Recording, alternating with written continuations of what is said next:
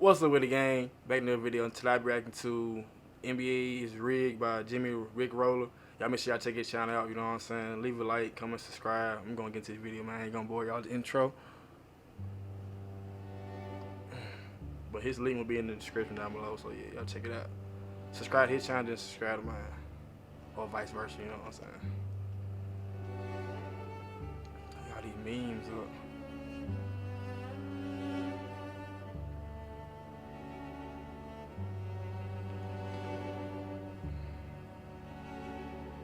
They got the most saddest music playing. Hey, they wrong for that, bro. The good old hot take, the necessary evil of the sports world, through the good ones, the bad ones, and the downright atrocious ones. We once again find ourselves racking our brains, trying to figure out how some people come up with this nonsense. Dang. But today, I've done the brain racking for you and found some of the hottest NBA takes on the internet. NBA Finals Edition. So buckle up. This may be a bumpy ride. Today's video is sponsored by Liquid IV. This summer, stay focused and fueled with Liquid IV. With 2 times faster hydration than water alone and 3 times the electrolytes of traditional sports drinks, Liquid IV is ready to change the way you stay hydrated. Their hydrating powder contains 5 essential vitamins and comes in these super convenient packages. This time of year, I'm playing a lot of basketball, a lot of golf, and Liquid IV is by far the quickest and easiest way for me to stay hydrated throughout the day. I'm rocking with their lemon lime and strawberry lemonade electrolyte drink mixes. Just crack one open, mix it up, and you're ready to go. And right now, Liquid IV has a crazy sweepstakes going on. All you have to do is click on the link in the description below to enter in a chance to win 1 year of free Liquid IV hydration multipliers. Check it out, guys. Enter in the sweepstakes and stay fueled with Liquid IV. Time, with the NBA Finals upon us, I thought to myself, who y'all got time in the to finals, take a look man? at some hot I got the takes. Nuggets. Per You usual, feel me? I immediately regretted this decision, but it had to be done. So let's jump right in. Now, our first take has been around for decades, and regardless of how insane it is, fans continue to say that the NBA is rigged and scripted. And to that I say, what? First of all, reality is stranger than fiction. The best way to create incredible, captivating moments in sports would be to not script them. You think some dude rigged Kevin Durant eviscerating his calf in front of tens of millions of people? Or what about the Nuggets just sweeping the Lakers? Wouldn't it make infinitely more sense to allow most series to go into 6 or 7 games for more revenue? We had a very real chance at a Celtics-Lakers finals this season. In what universe do the script writers not choose that outcome? I wonder what Chris Paul thought when he got the script and saw that Luka Doncic was gonna walk him like a dog on his way to his 87th second-round exit. If the NBA was truly rigged, why on earth would the most lucrative franchise in the league have virtually no success over the last 20 years? Oh, your team is one of the 29 teams that didn't win a championship this season? It couldn't be that they just weren't good enough. It's because the basketball overlords didn't have it in the script. The biggest suspicion comes from the way refs officiate the games, handing out more fouls to one team than another, making odd calls during crucial points in the game. And believe me, brothers, I'm right there with you. If I had $1 for every suspect call I saw in an NBA game, I'd have enough money to start my own franchise to complain about.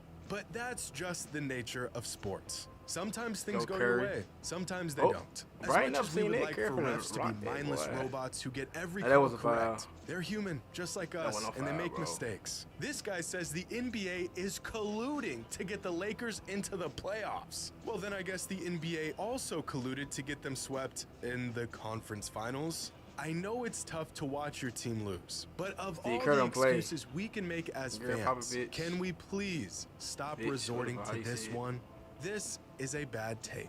Now, this next take comes from my man Bill Simmons, who had this to say about this year's Nuggets team.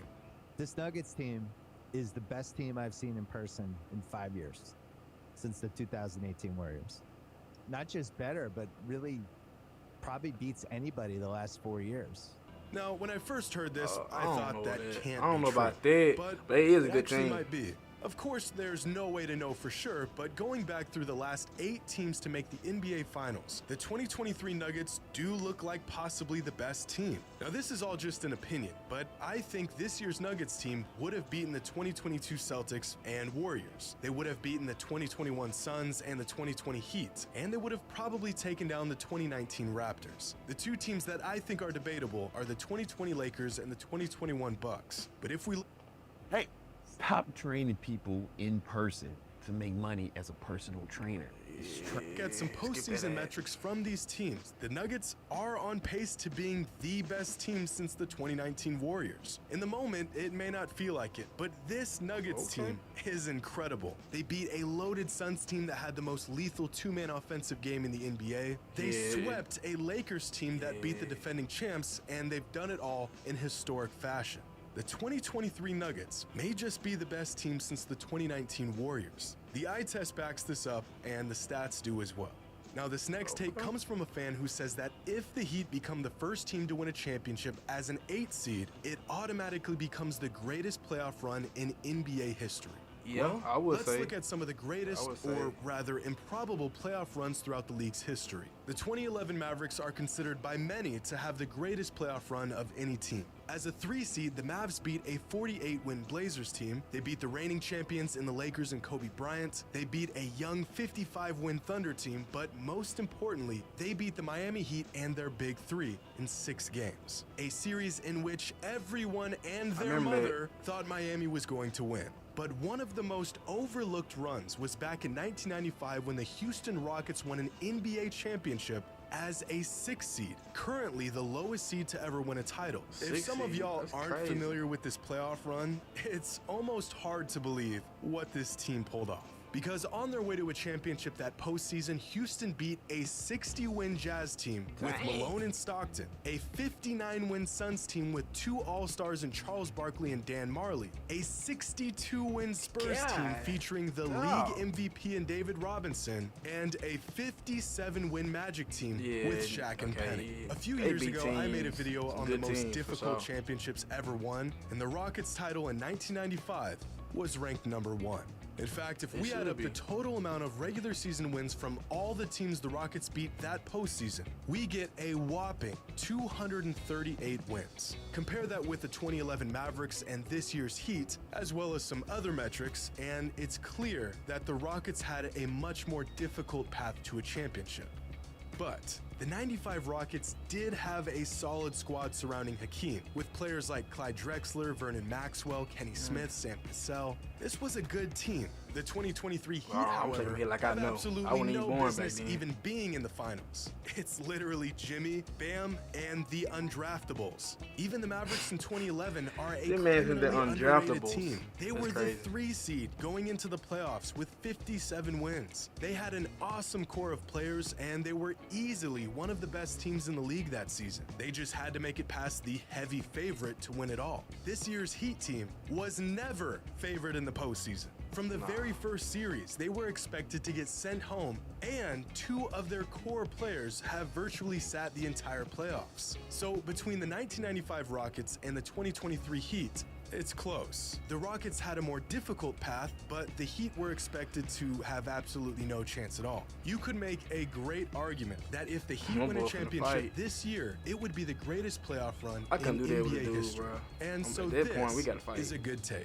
And our last take comes from the legend himself, Mike Breen. During Game 1 of the NBA Finals, Breen had a take about Nikola Jokic that some people didn't really appreciate. And one of those people was in the booth with him. You marvel at his complete game. He passes like magic, he rebounds like Moses, shoots like Dirk.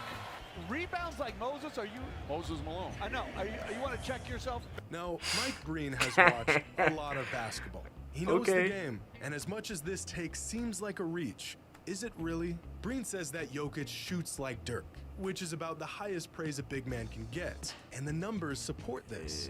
Well, kind of. On short jumpers, Jokic is historically efficient. Both Dirk and Jokic are equally as deadly with their long jumpers, and Dirk is a noticeably better three-point shooter. But there's context missing here, because Nikola Jokic only shoots 39% of his shots from outside 10 feet, whereas Dirk shot a whopping 77% of his shots from outside 10 feet. As efficient as the Joker is, Dirk is the gold standard for a shooting big. Breen also said Jokic passes the ball like magic. And sure, Jokic isn't the engine to the most exciting show in all of basketball, but in terms of moving the rock and getting open looks for his he got teammates, some good Jokic players, though, does man. pass like magic. In my opinion, Yeah. Magic Johnson is still the greatest passer the game has ever seen. Jokic Yeah, isn't quite Magic was that, something else. but if you were to give your top 5 passers in NBA history, who would be on your list? Magic, Steve Nash, LeBron James, Chris Paul, Jason Kidd. Maybe you got John Stockton, Larry Bird, Isaiah Thomas. But Nikola Jokic is undoubtedly in this discussion. And the last comparison that Breen gave was that Jokic rebounds like Moses Malone. And this is where Mark Jackson really lost it, as if the statement was a massive reach. Because it kind of is. Moses Malone was a 6-time rebounding champion, arguably the greatest rebounder of all time. Moses had an 8-year stretch where he averaged 15 rebounds a game. Jokic can Nah, rebound with that's the best in crazy. the league. But That's he's crazy. not quite the board-grabbing machine that Moses was. Nah. So in Breen's defense, Jokic can almost pass like magic. He's nearly the shooter Dirk was, and he's not quite the rebounder Moses Malone was. So although it's a bit of a stretch, I do like this take. But unfortunately, that's all the racking my brain can handle in one sitting. But y'all know the drill. Leave a comment with your hot take, and as usual, the hotter, the better. Or worse. Hope you all enjoy it. And as always, until next time. Okay, if y'all enjoyed that video, make sure y'all leave a like, comment, subscribe. And I'll see y'all next video, man. Peace.